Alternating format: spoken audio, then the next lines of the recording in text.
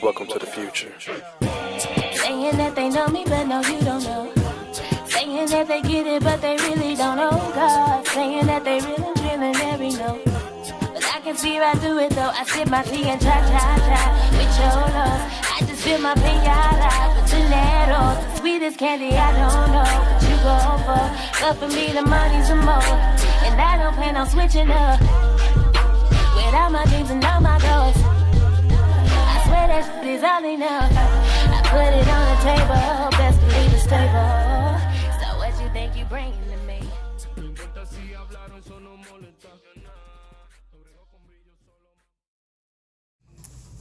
Okay, everyone, I am here with Miss at Sassy Salon. My name is Shenise, and this is what you guys have all been waiting for. This is Montia's first touch-up with the Japanese. This is for probably almost 5 months of new growth, and take this ribbon off.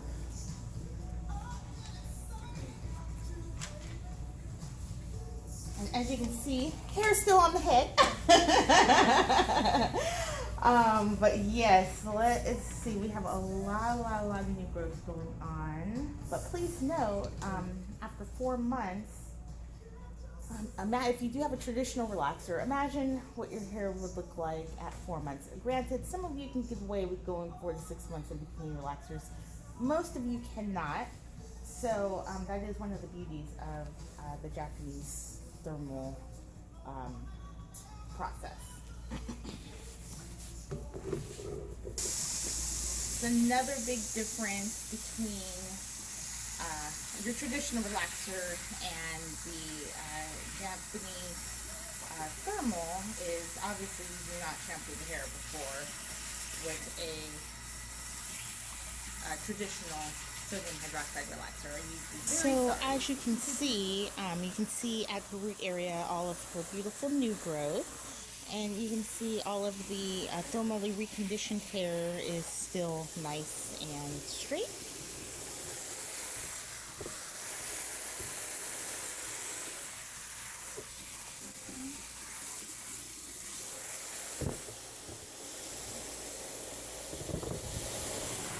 This is 4 months of new growth. Most of my Japanese thermal reconditioning clients go about 6 to 8 months between touch-ups. Montia has thicker hair, a little bit tighter coils. Definitely, she has so much hair. It's very, very thick. Even with that, we're easily going through this thermal reconditioned hair.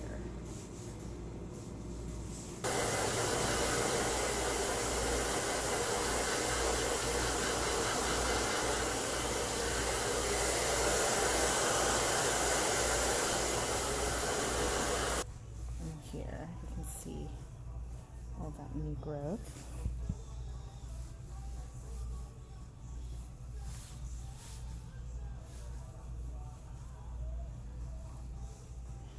So I'm about to get the chemical straightening product that goes on. It's thio-based. And we'll go ahead and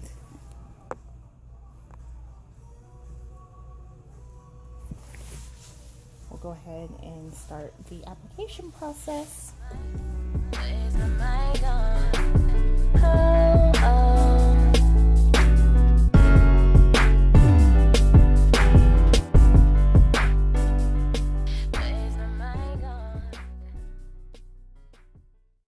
applied a protectant from the line of demarcation down to the ends.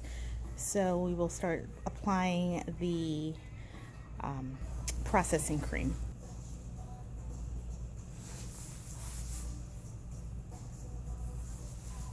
And as when we go through this, you go through it with a wide tooth comb. We will be kind of bringing it down, making sure we're breaking that line. Okay, so we have applied all of the product. It's now processing. I'm going to go ahead and saran wrap all of the sections. We'll rinse it out after it processes, dry it, and then start the flat ironing process. So, my crazy client tried to psych me out, talking about,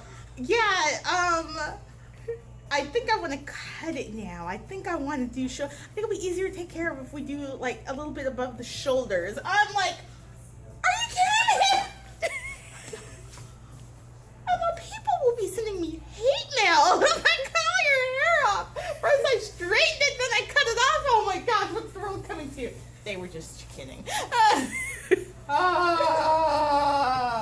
Oh my god, look at all this hair. Woo! Girl, don't do that to me.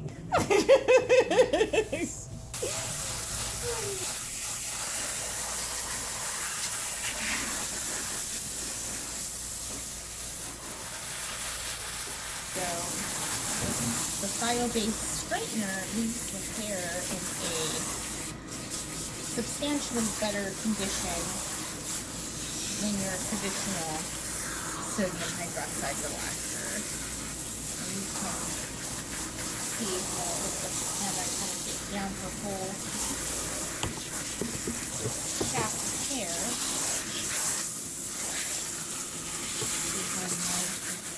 This is her 4-month touch-up.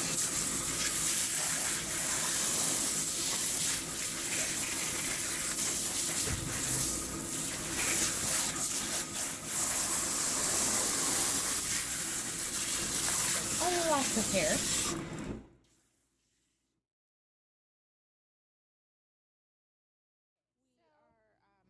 We've done the chemical processing. She's about to sit under the dryer to get some of this excess water off of all this glorious hair of hers. And then we shall start doing our manual blow drying. And then we can do the flat ironing process before we neutralize. Say hi. Hi.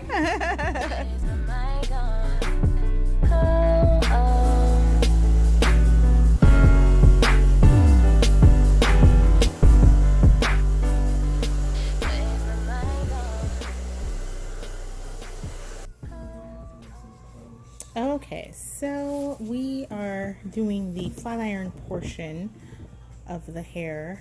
After the chemical processing to straighten it, you want to flat iron it to get the ultimate pin straight.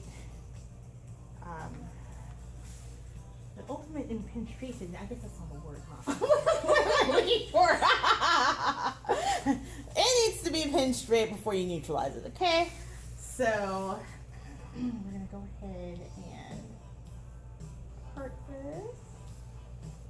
And for this portion of the processing, you will be going over the hair multiple times with the flat iron.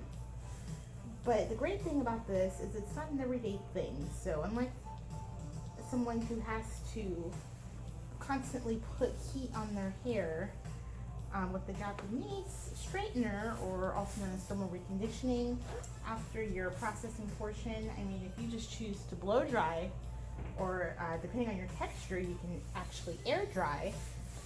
That's your choice. And I'm really focusing on the root area, because this is a touch-up and we've already processed the ends previously, about 4 or 5 months ago. So you've got to get as close up to that scalp as possible. And I'm kind of loosening my grip on these ends so we don't put as much heat on the ends.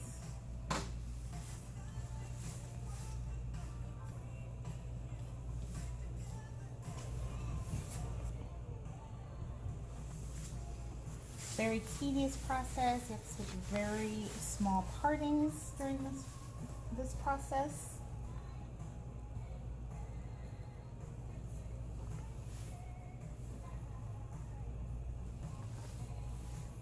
And obviously, the flat ironing we did when we initially did her first thermal reconditioning obviously didn't have any negative effects on her hair. It's still on her head. That's healthy. Glorious and longer, as long as ever. So, so you guys can see that. You can see the shine, the fluidity, and that is the Japanese process. So we'll continue and we'll show you the results at the end. Thank you. Yeah. Okay, so we have just finished applying the neutralizer to the flat ironed hair. That's going to lock in, realign the bonds of the hair and keep it in a smooth state. We did add a shot of Olaplex to the neutralizer, and that's going to help rebuild the bonds of the hair. If you're not familiar with Olaplex, you can do your research on that. It's fabulous. So we'll let this process, it's in fact just about ready. We're going to go ahead and rinse and do part 2 of Olaplex and finish up our styling. Welcome to the